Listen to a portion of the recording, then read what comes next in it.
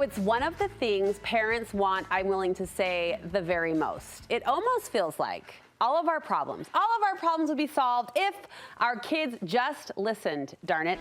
Studio 5 parenting contributor Heather Johnson says all parents have felt frustrated with their kids' listening skills or lack thereof, but she says the problem isn't them. They're not bad listeners. There's a real problem we're overlooking. Heather joins me to share how we can get our kids to listen. I'm upset because I've known you how long? We've sat here having parenting conversations for how long? You're just now going to teach us this secret? I read the show notes after I put the kids to bed and I was like, she's been holding out on us. There's a secret to get them to listen? And I was coming off of bedtime, so I was really upset. We feel that way, though, right? We really feel that if we could just get them to listen, wouldn't that solve every problem we ever have? Click together. Yes. All the problems. Okay, so here's the thing. Kids are not bad listeners. They're just fine listening. It's not that there's a listening problem or that we're asking them to listen. When we make those requests, we're not actually asking them to listen to us. We're asking for them to comply or cooperate with us. To do something. That's very different, right? This idea that I have a kid who's a bad listener. Now, it matters because when we don't understand what's actually happening, everything we try to do to treat it or make it better backfires on us. So we really want to change this mindset. We don't have kids who don't listen. They can listen just fine. Their ears work fantastic. In fact, we probably said that. Do your ears work? Are they working? Are they turned on? Right? Are they turned on?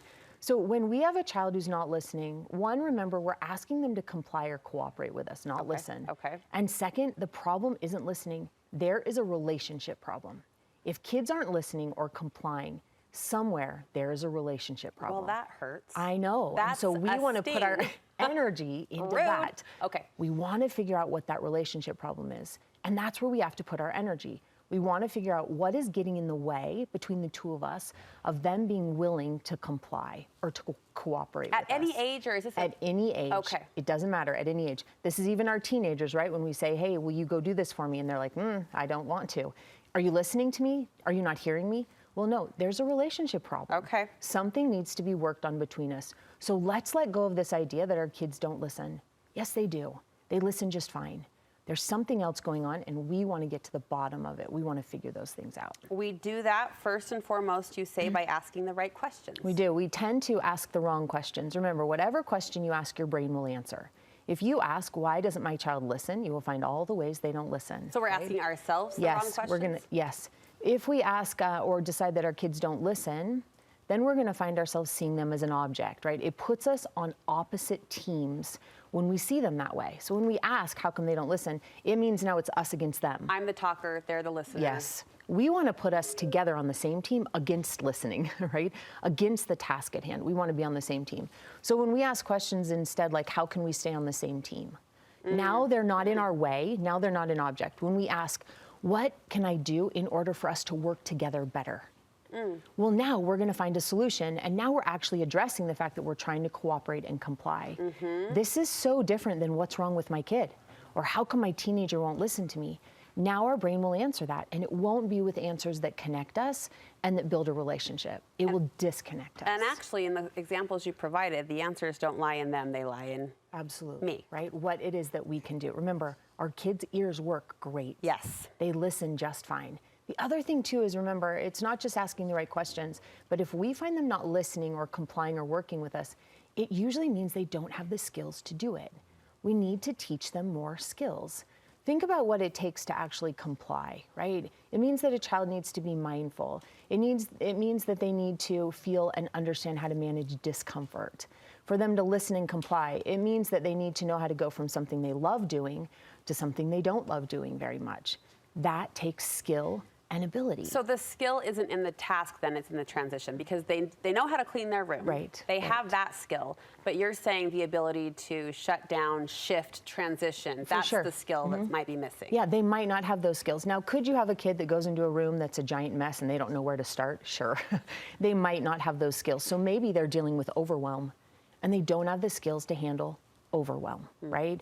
Or they don't understand what organization looks like. So yes, it kind of takes both into consideration, but it's the skills to execute. If they're not listening, they probably don't have the skills yet.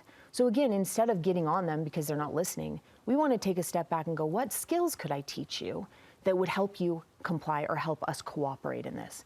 Now we're asking the right questions, and now we're not worried that they're bad listeners. We haven't deemed them that.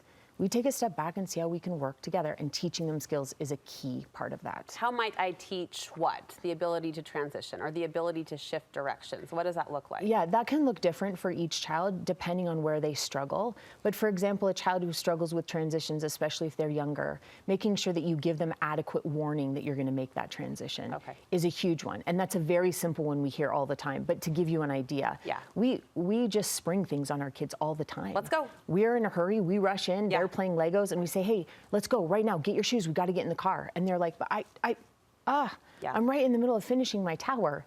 It's unfortunate that we hit them with those things. And usually we do it because we're behind somewhere, or we need them to comply so that we can take care of what we need to take care of. So teaching them those things, helping them transition, helping them know what to do when they feel uncomfortable. They're going to feel uncomfortable plenty of times in their lives. So what do? Do we yell and scream and sit on the couch and cross our arms and refuse? Or do we learn to communicate? Do we learn to express what we might be feeling and talk about it?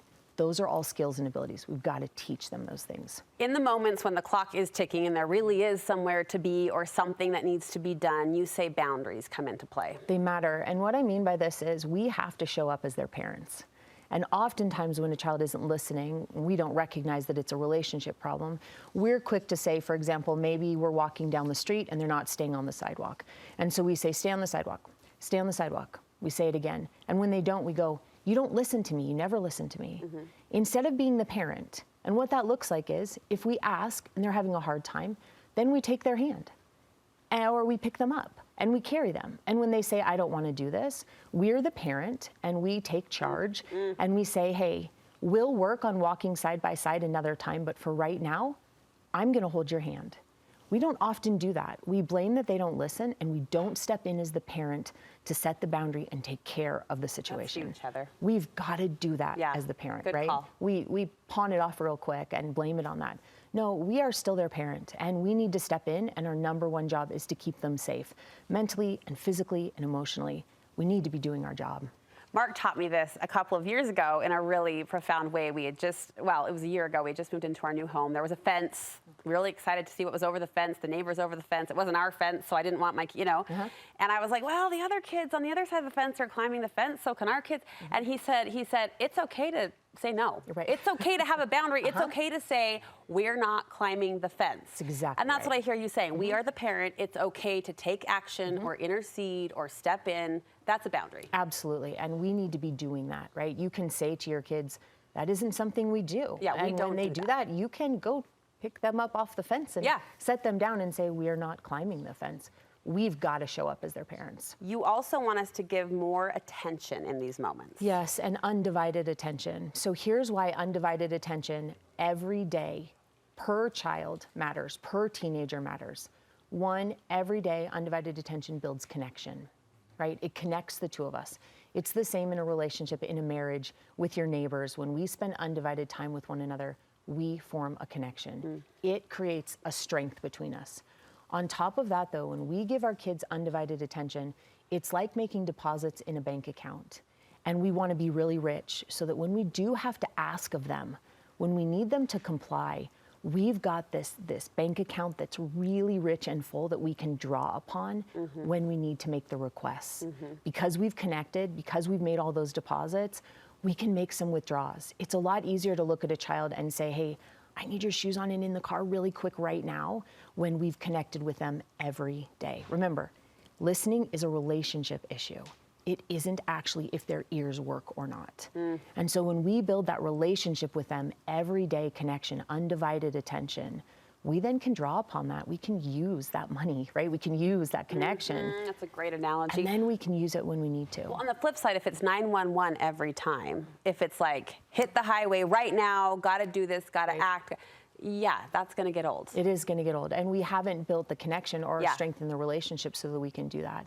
And from there, we gotta give them some control. If we want that relationship to be strong, we need to allow them to control things in their lives that they can. Remember, we dictate most things for our kids, and as they get older, we still dictate an awful lot of things for our teenagers. We tell them what to do, when they need to get up, what's okay, what's not, what they wear. We make them everything and tell them what they're gonna eat. Gosh, they don't have a lot of control in life. remembering the opposite of control is trust. And so when we recognize that if we're not allowing them that control, we're actually saying, I don't trust you. So we want to find ways to offer up that trust, to actually say to them, I trust that you'll get this done. I trust that you and I can work together to cooperate on this thing. I trust that even though we're in a rush, you and I can figure out how to race to the car real quick to get you to soccer or to make it to your school for whatever's going on. Trust is that opposite of control. So when they don't feel like they have it, they actually feel like we're saying, I don't trust you, which again is a relationship problem. This right? was gold. This sort of felt like a PhD in parenting course. Like it did. It felt like you took us down a lot of deep hallways. So thank you very, very much. It was worth the wait, right? I guess so. I mean, I would have loved it. How old was Emmy? 8. I would have loved it 8 years ago, but I'm grateful for it now. I'll see what I can do. I'm grateful for it now. Better late than never. It's not a listening problem. It's a relationship problem. Yeah. We'll be thinking about that all week. Heather, thank you so much. You can work with Heather personally. To contact her for counseling, find her information on our website.